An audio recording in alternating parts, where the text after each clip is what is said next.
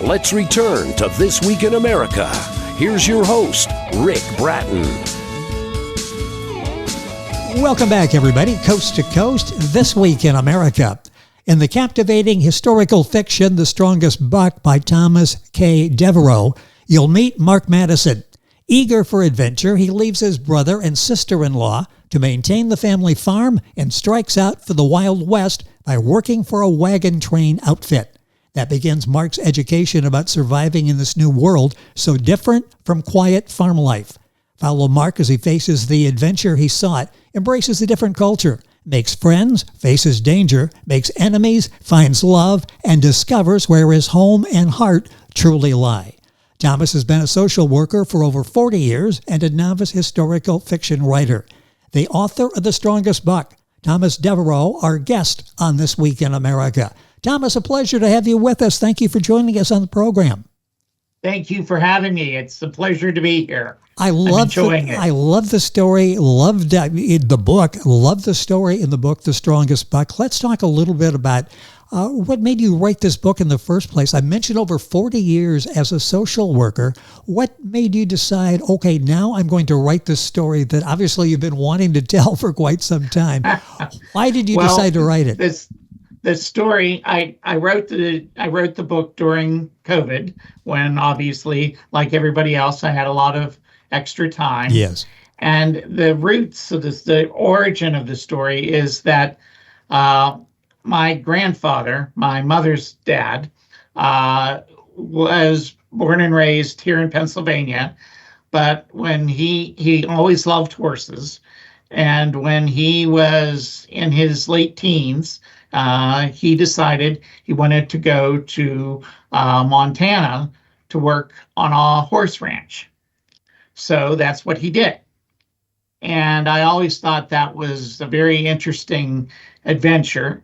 And I wasn't as close to my granddad as my brother was. My brother and my granddad spent a lot of time together, but he had to come back from Montana when his father passed away because he needed to help raise his younger siblings. So he came back to Leechburg, Pennsylvania, which is near where we live. I live in Pittsburgh now, but I grew up in another town called Freeport, and he was from Leechburg. So he came back, but that, of course, those years on the ranch were a high point of his life. And I just started thinking about it, and I started thinking about different aspects of going out west in that period. Now, the period where the book is set is in the 1880s, and that's actually before he went. He didn't go until sometime in probably the 19 teens, before World War I. But I set the book right after the Civil War, because I wanted that era to be, I always found that an interesting period. And like a lot of other people my age, I grew up watching Westerns and liked Westerns a lot. Yes. And so I thought I would take his story and set it a little further back in time. And it kind of came from there. And the character I created with Mark Madison is the main character's name, the protagonist. And he's, as you mentioned in your intro, he grew up on a farm in Indiana. He had very nice parents. He had a great relationship with both of them, but they passed away when he was still in his teens. And he and his brother inherited this farm, and he decided that he wanted to have an adventure. So he decided to go out west, and the mechanism by which he did that was join a wagon train, which, as also Wagon Train was a popular TV show that I used to watch, and I thought, well, that would be interesting if he worked on a wagon train. Yes. So that's what he did. Ward Bond, you could still see that at like 1 o'clock in the morning on one of the obscure cable channels as I'm flipping through the channels. They had Gunsmoke on for a long time, and I would always stop and watch James Arness and Dennis Weaver. And then they brought on Wagon Train, and I flipped through there. And you can't help it when you watch, you sort of put yourself back in that time period. How would you react to these situations? These people, I mean, they're literally minutes away from a bullet flying in their direction because everybody's carrying weapons and shooting each other or being attacked by snakes or something. It was a really a remarkable period, and you bring it to life in Thomas's book, The Strongest Buck by Thomas Devereaux. Links on our website, book available, of course, Amazon, all the usual places. Devereaux, if you're going to Google it to look for it, is D-E-V as in Victor, E-R-E-A-U-X. A link to his page on Amazon at our page, thisweekinamerica.us. What type of research went into this for you when you decided on the time period? It seems so historically accurate as you're reading it. This is how I remembered this era in history. What kind of research did you do to make sure that was an authentic story? Well, I've always really enjoyed history, and I really think a lot about the post-Civil War period is really when America came to be what it is. Yes. And so I always found that era very interesting. You know, going out west, as I said, I always watched a lot of, I'm a big movie fan, a big TV fan. I've always watched movies and westerns, television of all kinds, movies of all kinds, and read books as well. And I just thought that that era in time, I had a pretty good understanding of it from what I'd read and what I'd seen in movies and television. And I wanted a character who was not like a comic book superhero. I wanted a character who was a real live person, who was a kind person, but a very strong and capable and intelligent. I mean, I wanted to make sort of a Superman who didn't have superpowers, who just had all the elements of being a good person. Well, Mark, and so that's how I came up with the idea of how to create Mark. And Mark is also, when you're reading the book, he makes friends with almost everybody he meets. During the period of the book, I think there's only 2 characters who he ever has conflictual relationships with. And a major part of the book, kind of reflected by the cover, is that at one point he's ambushed. He's working on a ranch in Nevada. He's going to Texas to do some work there, and he and some other fellows are ambushed. He lives, but he's taken, and we can't decide. He can't decide whether he's rescued or taken hostage by a group of Navajo Indians. So that's a lot of the book takes place with him living with and getting to know this Indian tribe in Arizona is where the village is where he lives with the Indians. Mark is relatable, and you see him interact with different people, very different lifestyles. It really makes the story real. The book is The Strongest Buck by Thomas Devereaux. Book available at Amazon, Barnes & Noble, wherever books are sold. Go to our website. You'll link on directly to Thomas's Amazon page, be able to get information, order the book there as well. Talk about the other 2 characters. Mention the flaming hair Kathleen and his Indian friend Running Deer. Talk about the 2 of them because they have a really interesting relationship, don't they? Right. Well, Kathleen is called Flaming Hair by the Indian tribe because she has red hair. Yes. And she has very bright red hair, and she's from Ireland. And she and her family were, when she was a small child, when she was about 7 years old, she and her family are going in a wagon train out west to California, where one of her uncles is settled. And they end up getting separated from the rest of the wagon train. They get attacked by some Indians, and she's the only survivor. Both her parents and her 2 brothers are killed. And at that point, she's rescued by the same Indian tribe that ends up rescuing Mark several years later. So she's a little girl. She's very cute. She's very charming. She has a Irish brogue, and she talks all the time, and she charms the Indian chief to the point where he decides to adopt her. So he takes her in and he makes her part of his family on the Indian village. Now, he's also, the same Indian chief has also adopted another young man earlier, and his name is Running Deer. He's the other person depicted on the cover. And his father was a white man who came to live with the Indians by his own choice because he wanted to understand Navajo life. So he lived with the Indians. He met a woman. He fell in love, got married, and they had a child. And Running Deer was the child, and his white name was Nathaniel, but he was called Running Deer by the Indians. Now, his father took he and his mom to back to the civilization, back to the white world, but his parents both passed away, and then he decided to go back and live with the Navajos. But he is extremely intelligent.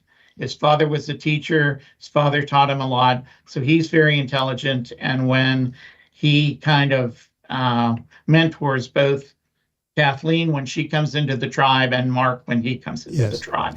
Tell me about developing characters. You do an excellent job of making these primary characters come alive, others as well, but the three main characters. And the backstory, you really fill that in so we have an idea.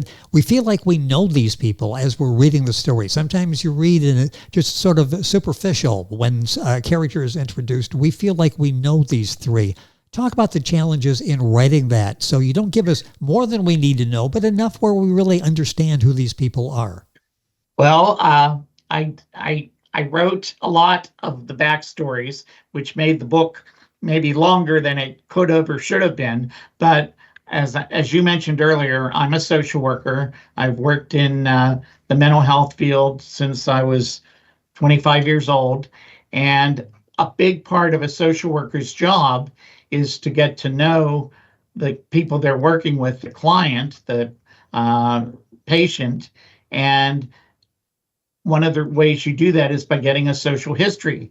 And you get a social history by finding out about their early life, about their education, about their parents, about their siblings, about just their history as a person.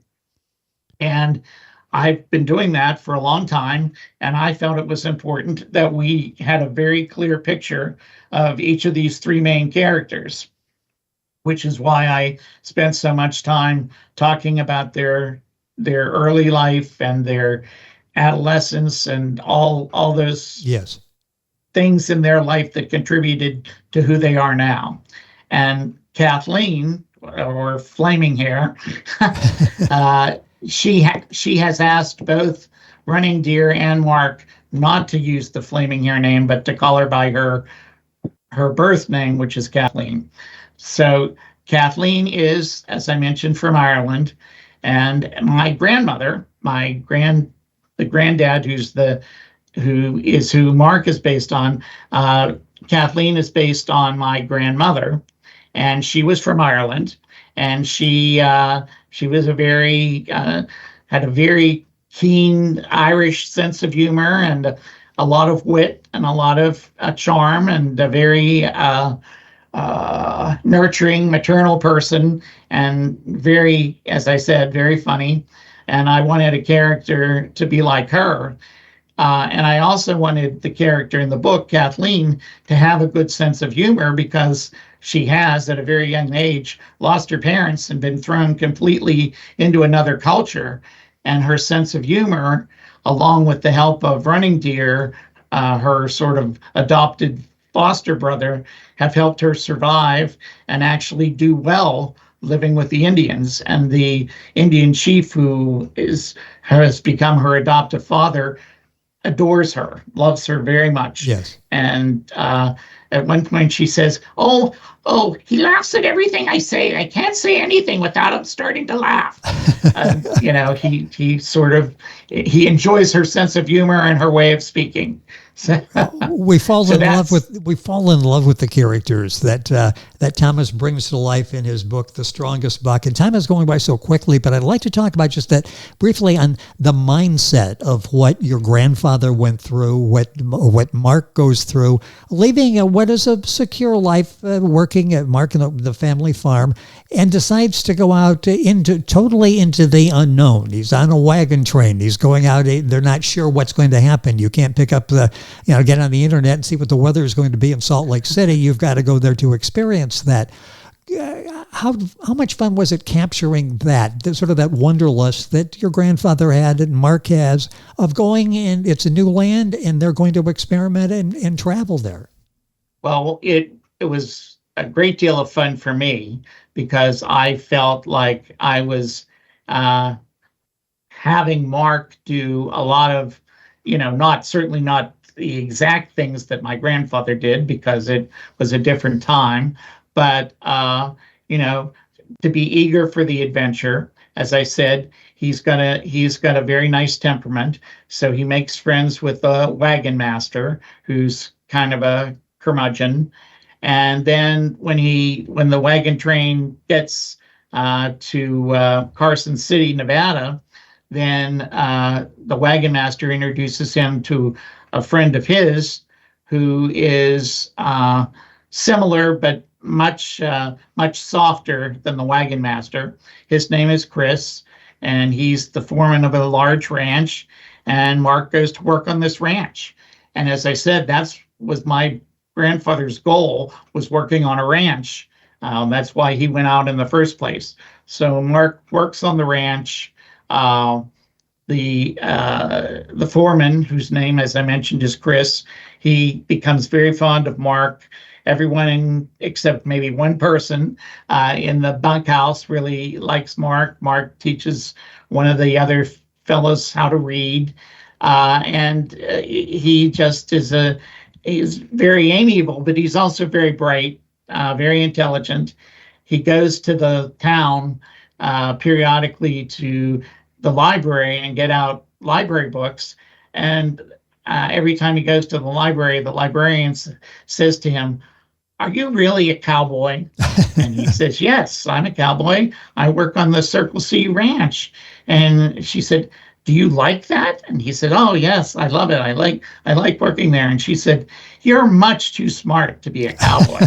Cowboys aren't smart like you. Cowboys don't like reading books like you do. You should be doing something else." And there are other people in the town over time who start kind of thinking the same way about him. The sheriff, the doctor all say, "You could do a lot more than be a cowboy." But he likes this ranch. He's very fond of Chris, and that's why he chooses to be a cowboy and stay on the ranch until he has this little side adventure and ends up living with the Indians for a while. But even there, during the time he's there, he ingratiates them. The chief thinks he's the best brave of all the lot of the Indians, yes. Of all the young Indians that are there. Even though he's a white man, he's a better, braver, quote unquote, brave than they are. And I called the book The Strongest Buck because that's a name that Kathleen gives him, but it's really based on when my grandfather went out west, he got the nickname of Buff, which is Buff. Yes. And that was, Buffalo Bill and all that stuff. But I decided to make Mark's character Buck because of, he's a strong buck. He's very strong, very capable. And it is a great story. You're going to enjoy reading this. It's The Strongest Buck. First book that you've written with this over 40-year career as a social worker. Are you working on another book now? I've written a couple sequels to this book. Good.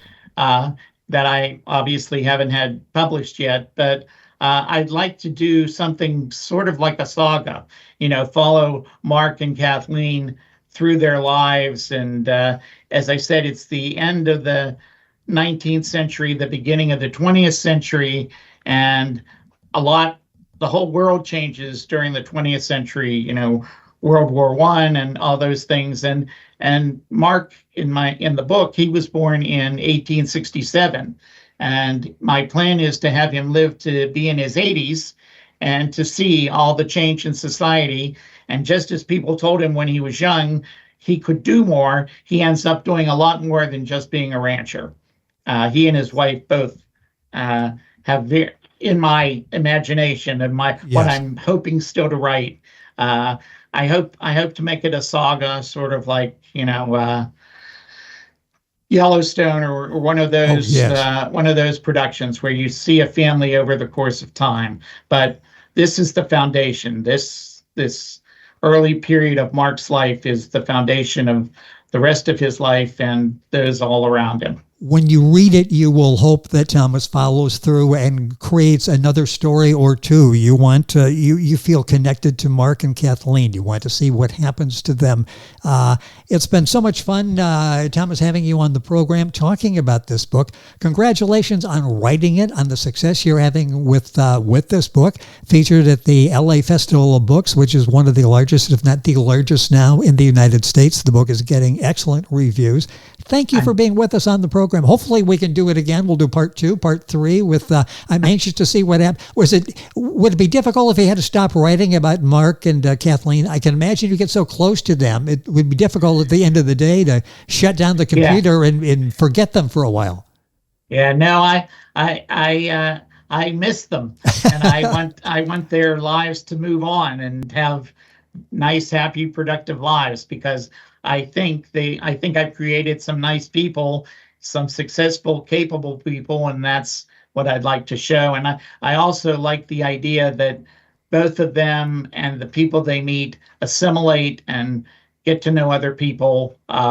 My own daughter is adopted from China, so I think assimilation and adoption is an important part of life. Well, it's a great message. It's an excellent book. It's The Strongest Buck by Thomas Devereaux. That's D-E-V, as in Victor, E-R-E-A-U-X. The Strongest Buck. Book available wherever books are sold. Send it to Amazon, Barnes & Noble. We have the Amazon link on our website, thisweekinamerica.us. I'd like to thank Auctorum House, empowering authors, crafting excellence, your ideal partner in the journey toward literary success, for arranging our conversation with Thomas today, auctorumhouse.com. Thomas, once again, thank you for joining us. Congratulations. Best of luck with the sequel. Hopefully we can do this again. Thank you for being with us on the program. Thank you so much for having me. I've enjoyed it immensely. It has been fun talking with Thomas Devereaux, our guest on the program. The book is The Strongest Buck. Information on our website, thisweekinamerica.us. We are back on today's program right after these messages. This Week in America is online. You can visit our website, thisweekinamerica.us. Scott Pinkerton, Associate Producer of This Week in America. Jay Anderson, Segment Producer. Ben Watson, Webmaster. Otto Bechet, Director of Engineering and TV Production. This Week in America produced and is a trademark of Blue Funk Broadcasting, LLC. For information on all of our guests and to listen to this week's show, our website again at thisweekinamerica.us. And I'm Sean Bratton, Executive Producer of This Week in America.